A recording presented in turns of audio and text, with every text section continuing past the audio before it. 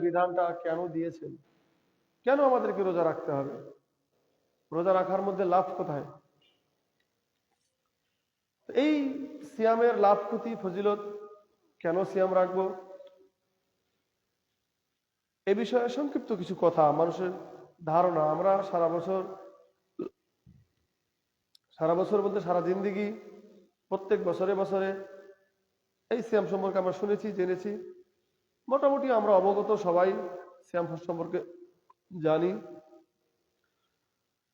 তারপরও মানুষ ভুলে যাওয়া মানুষের একটা সৃষ্টিগত বা জন্মগত একটা স্বভাব। তো মানুষ যেহেতু ভুলে যাওয়া মানুষের স্বভাব, সেহেতু প্রত্যেক বছরই আবার মানুষকে স্মরণ করিয়ে দেওয়ার জন্যই এই সিয়ামের আলোচনাগুলো করা হয়। তো আমরা মূলত আগে জানতে হবে, আমাদেরকে প্রথমে জানতে হবে সিয়াম মানে কি, সিয়াম শব্দের অর্থটা কি। সিয়াম এটাকে আমরা বাংলা ভাষায় বা উর্দুতে, ফার্সিতে আমরা রোজা বলে থাকি। এখন রোজা শব্দের অর্থ, এটা রোজাটা হলো মানুষের দেওয়া, মানুষের বানানো একটা শব্দ। রোজা বলা যেতে পারে, অতি উত্তম হলো সিয়াম শব্দটা ব্যবহার করা। তো রোজা মানে হলো উপবাস থাকা, মানে না খেয়ে থাকা। তো না খেয়ে থাকার মানে হচ্ছে ওই পানি বা মোটা ধরনের কোনো খাদ্য এসব না খাওয়া, মানে শুকনো জিনিস খাওয়া যাবে। যেমন আমাদের যে বেধর্মী ভাইরা, মানে হিন্দু ভাইরা আছেন, আর অন্য জাতির লোক, তারা কিন্তু রোজা রাখে। তাদের রোজা হলো উপবাস থাকা, ওরা উপবাস বলে। উপবাস না খেয়ে থাকা, রোজা থাকা, এটা হচ্ছে মানে শুকনো জিনিস খেতে পারবে, ভিজা জিনিস খেতে পারবে না, এরকম একটা সিস্টেম। তো রোজা শব্দের অর্থ হচ্ছে উপবাস থাকা, না খেয়ে থাকা। আর সিয়াম শব্দের অর্থ হলো বিরত থাকা, নির্দিষ্ট কিছু বিষয় থেকে বিরত থাকা। যেমন যে ধরনের ইসলাম বিরোধী কাজ, খারাপ কাজ, বাজে কথা, বাজে কর্ম, এসব থেকে বিরত থাকার নাম হচ্ছে সিয়াম। তারপরে যেহেতু আমরা সিয়াম আছি, সেহেতু খাবার, কোন ধরনের খাবার, শুকনো হোক ভেজা হোক, খাদ্য আমরা মূলত যেটাকে বলে থাকি, খাদ্য জাতীয় কোনো জিনিস যেটা মানুষের ক্ষুধা নিবারণ করে, মানে খিদা দূর করে, এই ধরনের খাবার থেকে বিরত থাকা।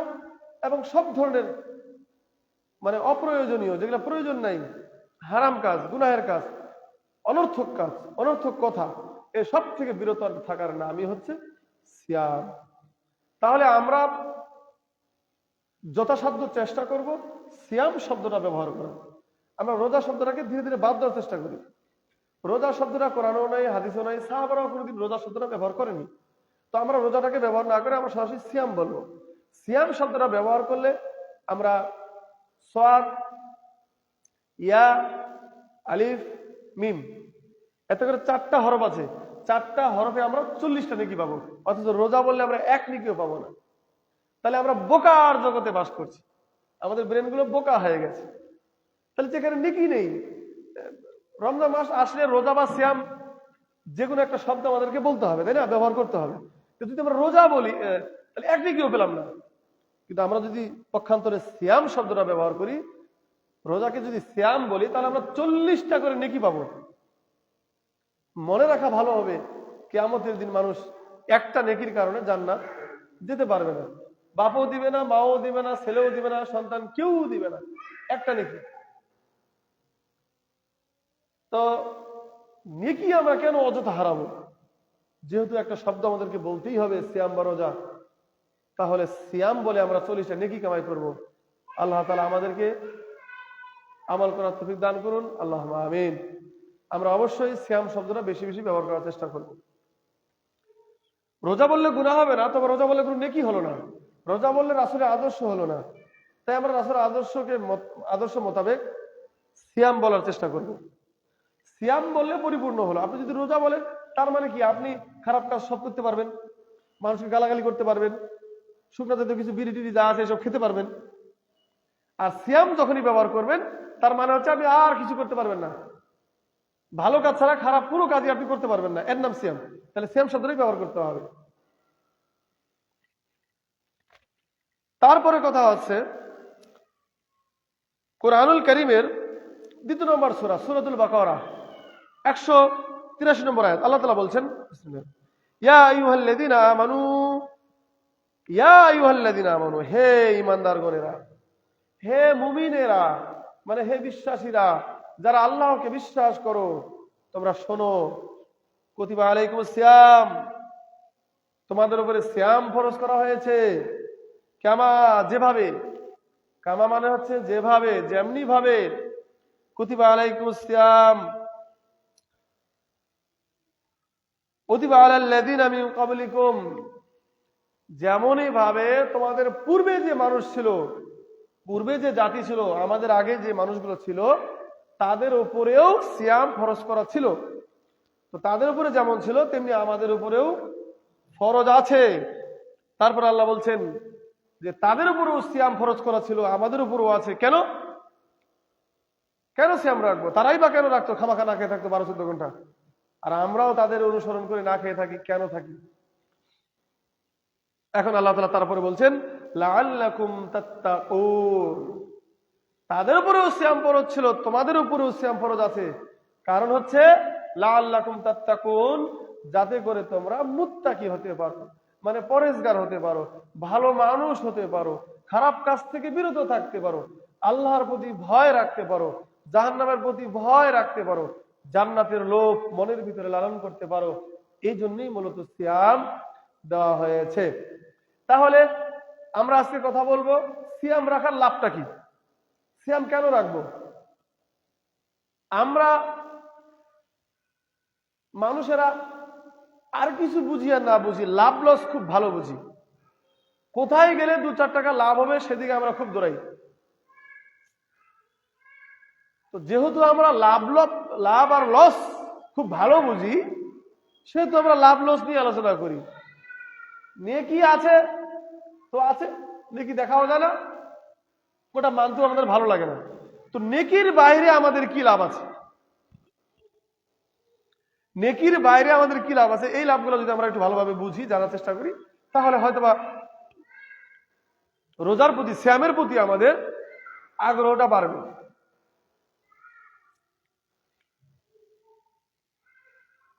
তো আসলে আমরা জানার চেষ্টা করি যে নেকির বাইরে, তো নেকির সরাসরি হিসাব দেখেন, সিয়ামের সরাসরি হিসাব হচ্ছে আল্লাহ তাআলা বলেছেন যে যত ইবাদত আছে সব নেকির ব্যাপারে কোরআন হাদিসে বলা আছে, কিন্তু সিয়ামের ব্যাপারে, নেকির ব্যাপারে বলা নেই।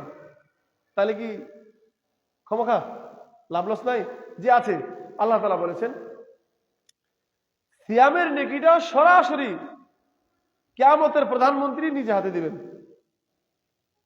তো কিয়ামতের পিএম বা প্রাইম মিনিস্টার হচ্ছে আল্লাহ তাআলা, তিনিই মালিক।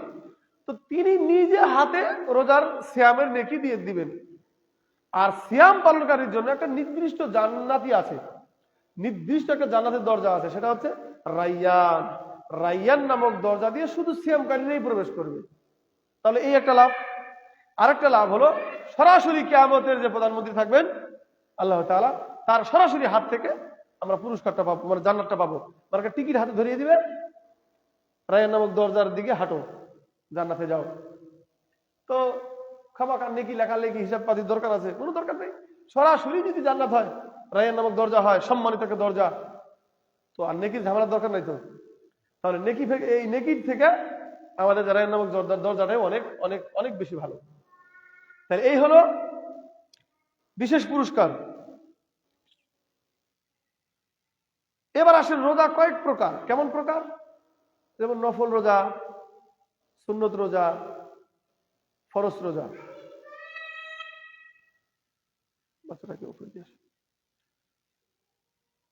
তো নফল রোজা কেমন? যেটা আমরা নিজ ইচ্ছায় করি। নফল রোজা হলো নিজ ইচ্ছায় করি, মানে মন চাইলো যে আজকে রোজা থাকি, কিছু নেকি কামাই করি। অনেকে মনে করে যে শরীরে বেশি চর্বি হয়ে গেছে, একটু রোজা থাকি, চর্বিগুলোও কমুক, একটু নেকিও হোক, মন মানসিকতা একটু ফ্রেশ থাকুক। কারণ মানুষ যখন রোজা থাকে তাদের মন ব্রেন সব ফ্রেশ থাকে, চকচকা থাকে, সে খারাপ কাজের দিকে খুব একটা যায় না। সবাই একটা মানুষ দিনে 5 মুঠা মানে 5 প্যাকেট বিড়ি না খেয়ে থাকতে পারে না, অথচ রমজান মাসে কত কষ্ট করে সে থাকে, বিড়ি খায় না, চুরি করেও খায় না। কে দেখবে? চুপ করে খাইলাম, কেউ দেখবে না, তবুও খায় না। তার মানে রমজান মাসে মানুষের ইমানটা একটু মজবুত হয়। তো এই নিজে ইচ্ছা যদি নেকির আশায় কেউ রোজা থাকে, নফল রোজা হলো। তারপর ধরেন যে সুন্নত রোজা। সুন্নত রোজাগুলো হচ্ছে যেমন আইএমএ বীজ, মানে মাসের মাঝামাঝি রোজা। আরবি মাসের 13, 14, 15। এই মাসের মাঝামাঝি 13, 14, 15 এই 3টা তারিখে, আরবি তারিখে রাসূল সাল্লাল্লাহু আলাইহি ওয়াসাল্লাম রোজা রাখতেন। সেই হিসাবে আমরাও রাখতে পারি। খুবই সুন্নত, খুবই পাওয়ারফুল একটা কাজ। তারপরে ধরেন যে আরাফার দিনের রোজা। হাজিরা যখন আরাফার মাঠে যাবে, সেই রোজার ফজিলত বলা হয়েছে। রায়্যান নামক দরজা তো আছেই, তারপরে ফজিলত বলা হয়েছে কি আগের 1 বছরের, সামনের 1 বছরের গুনাহ মাফ করে দেওয়া হবে। সুবহানাল্লাহ। এটা হলো আরাফার দিনের ফজিলত, বিশাল ফজিলত, একটা রোজা মাত্র। তবে ক্যালেন্ডার নিয়ে যত ঝামেলা, তো 2টা রোজা রাখা ভালো, না হয় একটাই রাখবেন। তারপরে আরেকটা হচ্ছে মুসা আলাইহিস সালাম আশুরার রোজা। হ্যাঁ, ওই যে 10 মুহররম আশুরা রোজা রাখা হয়। মুসা আলাইহিস সালাম ফেরাউনের কাছ থেকে যখন মুক্তি পায়, মুসা আলাইহিস সালামের কবল থেকে, ঝামেলা থেকে যেদিনকে মুক্তি পেল, আল্লাহ তাআলা মুক্তি দিলেন, ফেরাউন ডুবে মারা গেল নীল নদে, সেই দিনকে স্মরণ করে শুকরিয়া স্বরূপ একটা রোজা রাখতেন রাসূল সাল্লাল্লাহু আলাইহি ওয়াসাল্লাম। তো সেই রোজাটা রাখাটা বড় ধরনের একটা সুন্নাত। তো ইহুদিরা সেই বিষয়ে একটা রোজা রাখতো।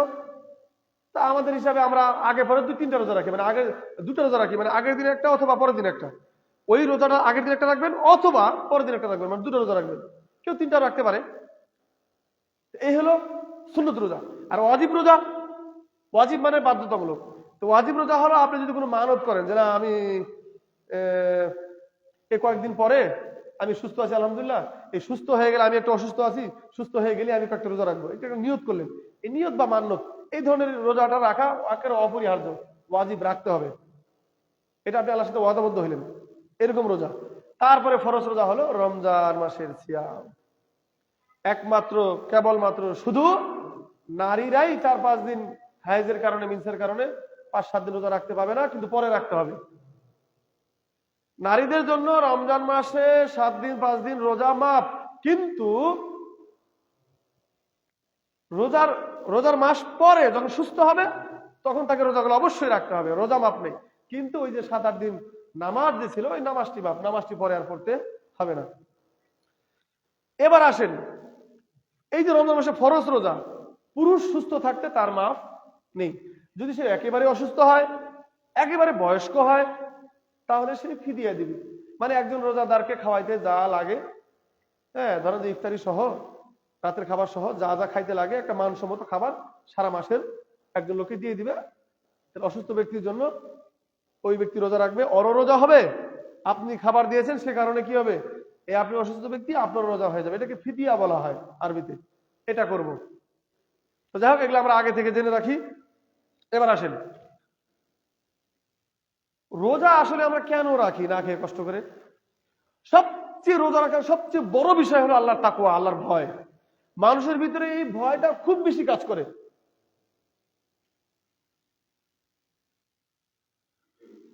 খুব বেশি কাজ করে।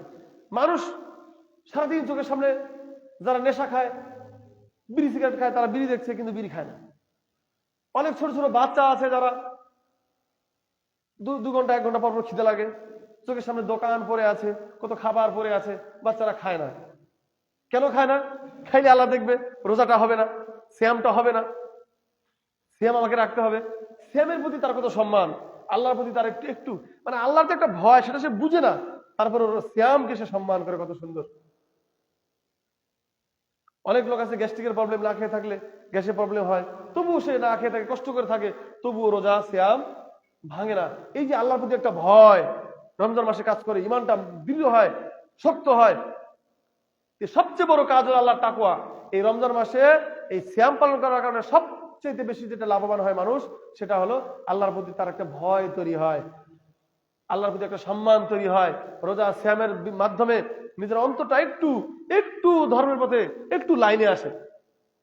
কিছু মানুষ আছে রমজানের পরও কিছুদিন নামাজ কালাম রোজা, এই আপনার শাওয়াল মাসের রোজাগুলো কিছু কিছু রাখে, তারপরে আবার দেখা যায় আস্তে আস্তে ইমান দুর্বল হয়ে যায়। কিন্তু আগে ভালো ছিল কেন?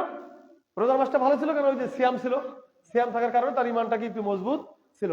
তাহলে সবচেয়ে বড় পাওয়া হচ্ছে মুসলমানের সিয়ামের কারণে তার ইমানটা একটু মজবুত হয় অন্য অন্য দিন বা মাসের তুলনায়।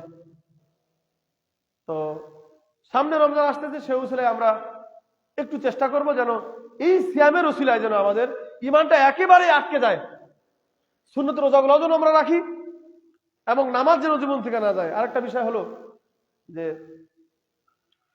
একটু অসুস্থ হলে ফিদিয়ার মাধ্যমে, অন্যকে খাওয়ানোর মাধ্যমে রোজা মৌকুফ, মানে আরেকজনের মাধ্যমে সিয়ামটাকে পালন করিয়ে নেওয়া যায়।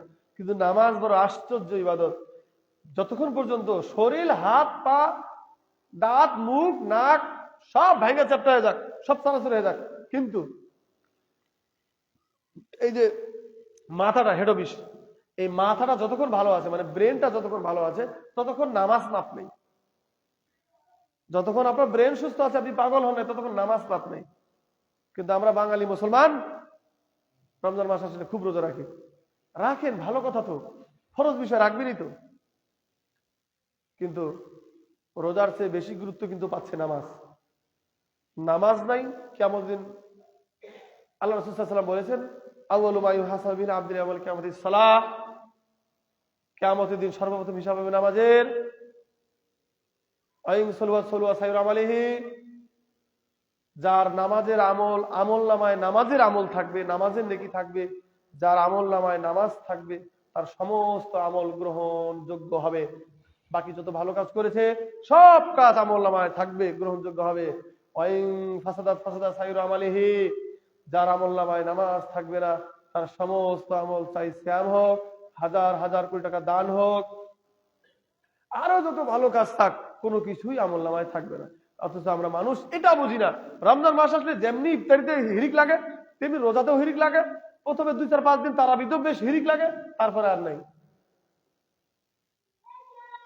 নিজেকে নিয়ে আমাদের নিজেদের লজ্জাও হয় না। ইমানটা যে এত খারাপ, মানে নিজের প্রতি নিজের একটু লজ্জা হবে যে আমি যে কদিন গেলাম খামাখার লোককে হাসাইলাম, ফের কদিন পরে আবার নাই হারিয়ে গেলাম। আপনাকে কেউ গালিও দিবে না, আপনাকে কেউ বকাঝকাও করবে না, কেউ কিছু বলবে না, কিন্তু মানুষ দেখবে যে আর চোখে আপনার দিকে বাঁকা করে তাকাবে। যারা ফাঁস নামাজ পড়ে তারা তাকাবে, আপনার মধ্যে হাসবে। ও না চাইলেও কেমন যেন একটু মনে মনে হাসবে, হাসি চলে আসবে। কারণ আপনি নিজেই তো নিজেকে হাসির পাত্র বানিয়েছেন, নিজে নিজেকে জোকার বানিয়েছেন। এখন আপনি যদি বলেন নামাজ পড়ে মানুষকে টিটকারি করে, তো টিটকারি পাত্র নিজেকে বানাইছেন, তো হাসবে না? এখন যে ব্যক্তি ইয়ারকি মারছে, যে ব্যক্তি ইয়ারকি করছে, মস্করা করছে মানুষকে হাসানোর জন্য, যে সার্কাসে জোকারি করছে মানুষকে হাসানোর জন্য, এখন মানুষ যদি না হাসে তার জোকারির কোনো দাম থাকলো? 1 পয়সার দাম নাই। টিকিট দিয়ে কেউ ওই জোকারি দেখতে যাবে না। তো আপনি নিজেকে হাসির পাত্র বানাচ্ছেন, নিজেকে জোকার সাজাচ্ছেন, পাবলিক হাসবে না? হাসবে তো অবশ্যই। আপনি চেষ্টা করেন যেন আগামী দিন আপনার এই চেহারাটা, আপনার এই চেহারাটা যেন হাসির পাত্র না হয়। রমজানের মাধ্যমে যেন আমাদের আমলটা একেবারেই মজবুত হয়ে যায়। আমরা যেন আর সিয়াম, অন্তত ফরজ সিয়াম গুলো, অন্তত পক্ষে সামনে একটু বাড়ি, উপরে শোনা যাবে না, খারাপ লাগলে একটু কমাই দেবো। যদি একটু খারাপও লাগে তবু সাউন্ড বেশি দিয়ে শুনতে হবে, কারণ মেশিন বড়, সাউন্ড কমাই দিলে উপরে সাউন্ড যাবে না, এর জন্য ছোট মেশিন নিতে হবে। তো বলছিলাম যদি একটু আর একটু কমাই দাও। যদি নিজেকে হাসির পাত্র, নিজেকে যদি মানে হাস্যকর বানাইতে না চাই, তো ইনশাল্লাহ আমরা এবার এই সামনে আল্লাহ যদি আমাদেরকে হায়াত দান করে, আমরা যদি বেঁচে থাকি আলহামদুলিল্লাহ ইনশাআল্লাহ, তাহলে কি করব, এই আগামী দিনে আমাদের চেহারাগুলোকে হাসির পাত্র বানাবো না, নিজেকে জোকার বানাবো না, মানুষজন দেখে আমাদের দিকে না হাসে। যাদের দাড়ি নেই তারা যদি দাড়ি না রাখে তো সবাই তার দিকে তো হাসে না, কারণ দাড়ি না রাখলে কেউ জাহান্নামে যাবে না, তবে সে গুনাহগার হবে, বড় গুনাহগার, সে গুনার কারণে জাহান্নাম যেতেও পারে। সরাসরি কথা নেই। তবে আপনি যদি যে নামাজ কালাম ধরেন ছাড়েন এতে করে আপনি হাসির পাত্র হবেন, মানুষ আপনাকে দেখে হাসবে, ইয়ার কি মারবে। আবার যখন নামাজে আসবেন তো হাসবে। এখন এই যে মানুষ হাসছে, এই মানুষ হাসার কারণে আপনি আসতেও লজ্জা পাবেন তখন। তার মানে কি হলো, নিজের আমলের কারণে নিজেকে জোকারও বানাইলেন, আর মনে ইচ্ছা হলেও, মনের ভিতরে ইচ্ছা হলো যে না আমি এরপর থেকে আর নামাজ ছাড়বো না, রোজা ছাড়বো না, এখন থেকে আমি পড়বো, এই ইচ্ছা নিয়ে মসজিদে আসবেন, তো আপনি আসতেও পারবেন না। কেন? ওই যে হাসি পাত্র বানিয়েছেন, মানুষ আপনার থেকে হাসবে, ইয়ার কি মারবে। তারপর আরেকটা বিষয় হলো, আপনার এক পয়সা দাম থাকবে না। নিজের দাম নিজে কেন কমাবেন? এই যে এত পরিশ্রম করেন, শুক্রবারের দিন মসজিদে আসার সময় পান না, কেন পান না? জমি আছে, চাষ করতে হবে, চাষ করে কি হবে? ধান হবে, গম হবে, ভুট্টা হবে, বিক্রি করব, খাবো, স্বাবলম্বী হবো, টাকা পয়সা হবে, সম্মান বাড়বে। কারণ এই বর্তমান দুনিয়াতে যার টাকা আছে তার সম্মান আছে, গরিবের এক পয়সার দাম নেই।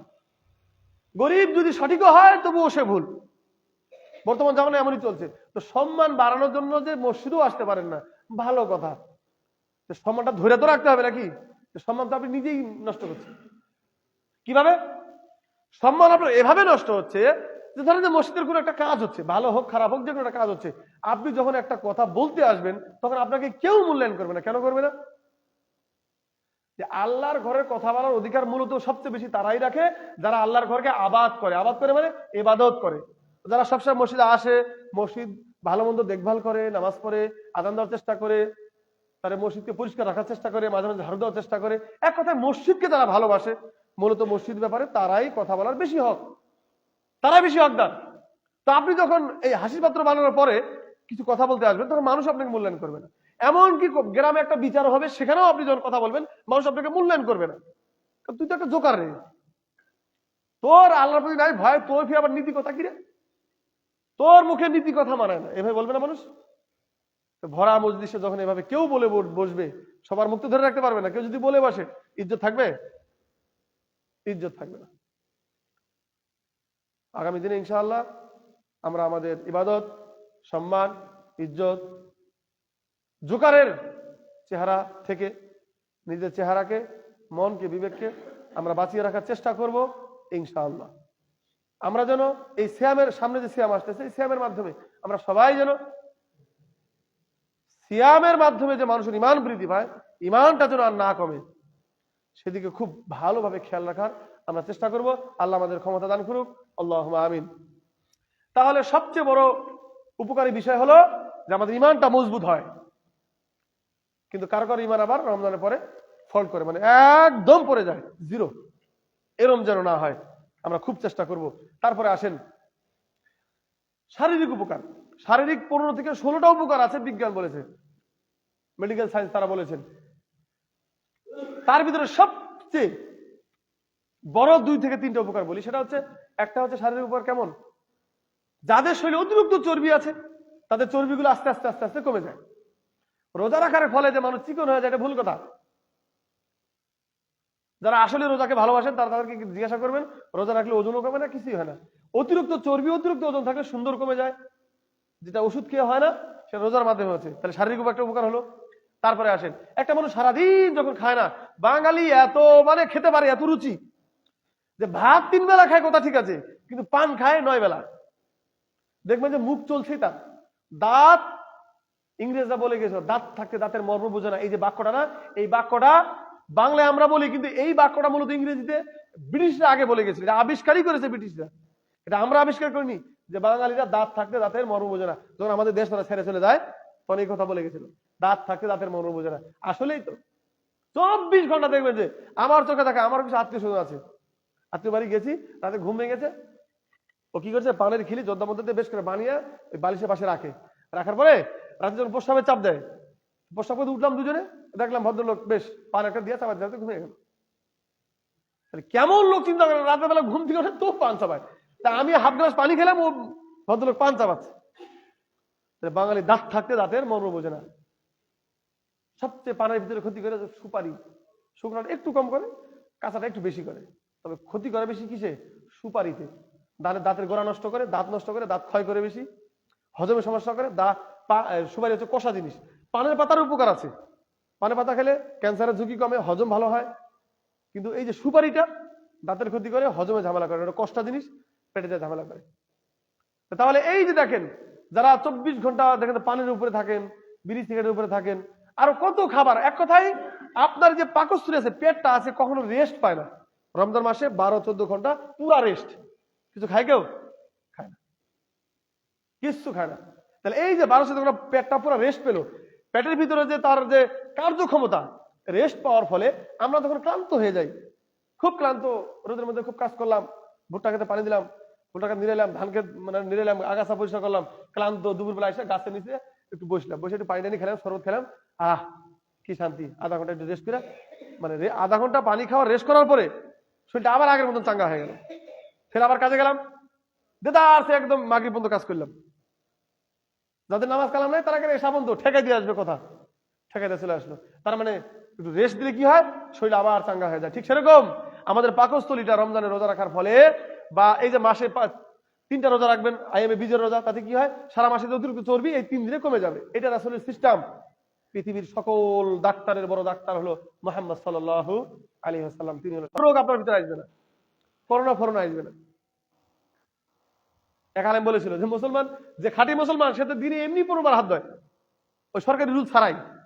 খাঁটি মুসলমান হয়ে তো সরকারি রুলসের দরকারই পড়ে না, পরে দরকার বেধর্মীদের লাগবে, আমাদের লাগবে না, আমরা এমনি চকচক।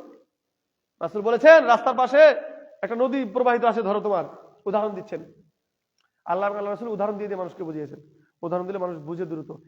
রাস্তার ধারে তোমার বাড়ির পাশে একটা নদী আছে, নদীতে যদি চকচক করে ঘষে মাইজে একবারে, মানে ওই যে কি বলে, দামি শ্যাম্পু দিয়ে দামি সাবান দিয়ে যদি চকচক করে 5 বার গোসল করো, তোমাদের শরীরে কোনো ময়লা থাকতে পারে?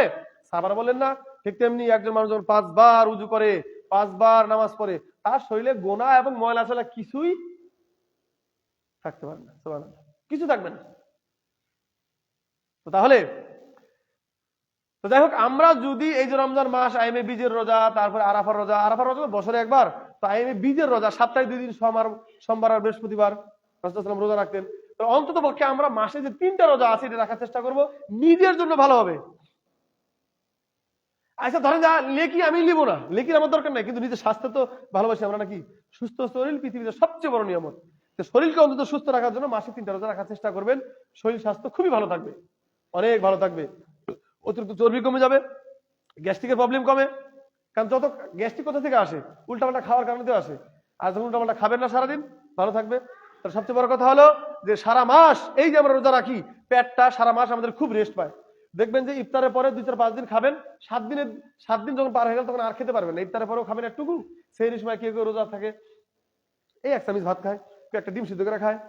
আমি নিজে প্রায় 5-7টা রোজা থাকি মাসে, 4-5টা খেজুর খেয়ে, সেই সময় খেতে ভালো লাগে না, 4-5টা খেজুর খেয়ে রোজা থাকি, খেতে লাগে না। তো তাহলে এই যে পেটটা যে রেস্ট পাইলো, এই রেস্টের কারণে চর্বি কমে গেল, ওজন কন্ট্রোলে আসলো, আরো অনেক উপকার হলো। সেটা আপনারা মোবাইল সার্চ দিয়ে দেখে নেবেন। তাহলে যেটা প্রধান এবং প্রথম উপকার সেটা আমি বললাম। তারপরে কথা হচ্ছে যে রোজা থাকার ফলে আর্থিক উপকারটা অনেক বেশি হয়। যেমন পেটের উপকার হয়, স্বাস্থ্যের উপকার হয়, তেমনি আর্থিক উপকার হয়।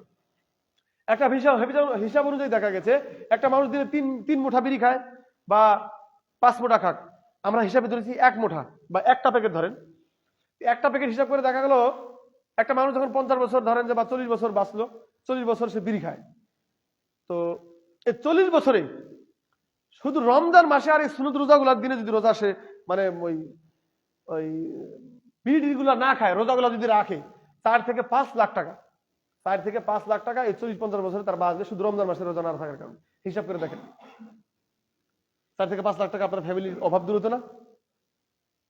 বোকা আমরা কোন লেভেলের বোকা, টাকা ধ্বংস করি।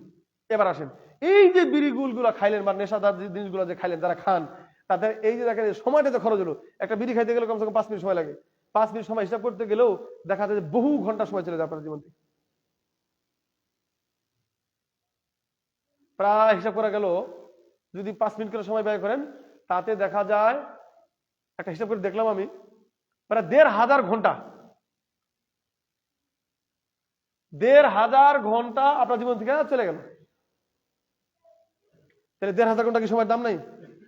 অথচ মানুষ যখন মরে যাবে, মরার সময়, মরার পরে এবং মরার সময় ফেরেশতাকে মানুষ বলবে যে আমাকে আর একটা মিনিট, মানে কিছু কিছু সময় দেন, আমাকে একটু সময় দেন, আমি কিছু ভালো কাজ করে আসি। তো তাকে সময় তো দেওয়া হবে না, কিন্তু মানুষ চাইবে কষ্টের ঠেলায় সে সময় চাইবে, কিন্তু মানুষকে সময় দেওয়া হবে না, সময় দেওয়া হবে না। অথচ আমরা এখানে সময় নষ্ট করছি। আসলে ফ্রি জিনিসের মূল্যায়ন আমরা করি না। পানি ফ্রি জিনিস না? দেখবেন পানির অপচয় সবচেয়ে বেশি। আমরা ট্যাপে উজু করি না? জামানা যত ডিজিটাল হচ্ছে তত অপচয় বেশি হচ্ছে। কিভাবে দেখেন তো? আমরা বদনায় উজু করতাম, এক বন্দা পানি দিয়ে উজু হয়ে যায়, তো পানি নিতাম, ঘষতাম, ঘষতে ঘষতে কি হয়ে যায়, এক চুল পানি দিয়ে ঘষতে ঘষতে কি হয়ে যায়, সব ভিজা শেষ, পানি আর নেওয়া লাগে না।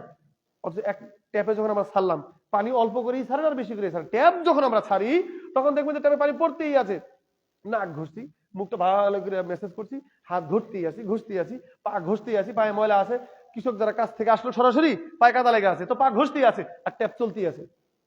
4 থেকে 5 বন্দা পানি পড়ে গেল, অপচয় হলো না? আল্লাহ বলছেন ইন্নাল মুবাদদিরিনা কানু ইখওয়ানা শায়াতিন, যারা অপচয় করে তারা শয়তানের ভাই। তাহলে এখন কি করবেন? ট্যাপ সিস্টেম বাদ দিবেন? আরে অপচয় যে দেখা, যেরকম অপচয় দেখা যাচ্ছে সেই হিসেবে ট্যাপ সিস্টেমই বাদ দেওয়া উচিত। মানে যেভাবে অপচয় হচ্ছে, সুবিধা হচ্ছে কিন্তু অপচয়ও বেশি হচ্ছে। অপচয়ের ফলে কি হচ্ছে? আমরা শয়তানের ভাই হচ্ছি। আর শয়তানের ভাইয়ের কি জন্য জান্নাত আছে? তার মানে আমরা উজু করতে আইসাও অপচয় করছি।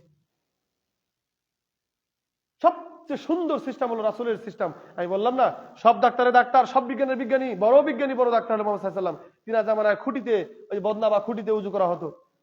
আমাদের জামানাতেও খুঁটি ছিল, আস্তে আস্তে আস্তে আস্তে ডিজিটাল জামানা হয়ে গেল। তবে যাই হোক, সিস্টেম যেহেতু আছে, আমার তরফ থেকে একটা পরামর্শ হলো, যাদের টাকা আছে, পয়সা আছে, অর্থ আছে, তারা এক সিস্টেম করবেন। ট্যাপের ভিতরে সিস্টেম আছে, একটা ট্যাপ আছে, এরকম করে মানে উজু যখন করবেন, যখন হাতগুলো এইভাবে দিবেন তখন ট্যাপটা চালু হবে, মানে ধাক্কা দিবেন ট্যাপ চালু হবে, পানি পড়লো, আবার যখন হাত নামাইলেন ট্যাপ বন্ধ হয়ে গেল। এরকম অটো যদি নেন, টাকা থাকে, তাহলে অপচয় কম হবে। যাদের অর্থ আছে তারা এটা করতে পারেন, তাহলে ট্যাপের ভিতরেই থাকতে পারবেন। আর এই সমস্ত ট্যাপে খুব অপচয় হয়, আপনি হিসাব করে দেখেন, খুব অপচয় হয়, জান্নাত হারিয়ে যাবে। তো যাই হোক, বলছিলাম যে অর্থের অপচয় থেকে আমরা বাঁচতে পারি রোজা রাখলে। তাহলে কত সময় বাঁচলো, 4-5 লাখ টাকা বাঁচলো আপনার জিন্দিগিতে, এই টাকাটা সংসারে কাজে লাগতো। একে তো হারাম, দ্বিতীয়ত অপচয় আমরা করলাম। তাহলে সর্বপ্রথম বিষয় হলো আমাদের ঈমান বৃদ্ধি পায়, আমরা আল্লাহর প্রতি ভয় রাখি। রমজানের কারণে কত হারাম কাজ আমরা করতে যাই না, সিয়ামের কারণে। আবার না খেয়ে থাকার কারণে আমাদের শারীরিক অনেক বেশি উপকার হয়। ডাক্তারি সার্চে দেখবেন, মোবাইলে, ইউটিউবে পেয়ে যাবেন ইনশাআল্লাহ। তারপরে অর্থের যে অপচয়, সময়ের যে অপচয়, সবকিছু থেকে আমরা বাঁচি রমজান মাসে। আর রমজান মাসে শয়তানি থেকে তাদেরকে আটকানো হয়, যার ফলে মানুষ রমজান মাসে একটু বেশি বেশি আসে। আমরা রমজানের মাধ্যমে মসজিদে এমন ভাবে আসবো, এমন ভাবে ঈমান নিয়ে আসবো যেন আমাদের ঈমানটা আর রমজানের পরে না যায়। আল্লাহ তাআলা আমাদের সেই তৌফিক দান করুক, আল্লাহুম্মা আমিন। আবারও বলছি, আমরা অবশ্যই এমন ভাবে চেষ্টা করব, সামনে রমজানের মাধ্যমে, সামনে বৃহস্পতিবার অথবা শুক্রবারে রমজান, প্রথম রোজা রাখতে হবে ইনশাআল্লাহ। তো আমরা এবার থেকে এমন ভাবে এখন থেকে প্রস্তুতি নিব। আর এটা হলো শাবান মাস, শাবান মাসে রোজা রাসূল রাখতে বলতেন যেন একটু অভ্যাস হয়, রমজান মাসে যেন কষ্ট না হয়, একটু না খেয়ে থাকার একটু প্র্যাকটিস হয়। আরো 7 দিন আছে, চাইলে আর 2-4টা রোজা কেউ রাখতে পারেন, একটু অভ্যাস হয়ে যাক। 2টা রাখেন, একটু অভ্যাস হোক, রমজান মাসে আপনার জন্য একটু আরাম হবে। আচ্ছা, আর অবশ্যই আমরা এই রমজানের মাধ্যমে আমাদের ঈমানগুলোকে এমন ভাবে ধরে রাখবো যেন রমজানের পরে আমাদের ঈমানগুলো আর ফল্ট না করে, পড়ে না যায়, নষ্ট না হয়ে যায়। আল্লাহ আমাদের তৌফিক দান করুন, আল্লাহুম্মা আমিন।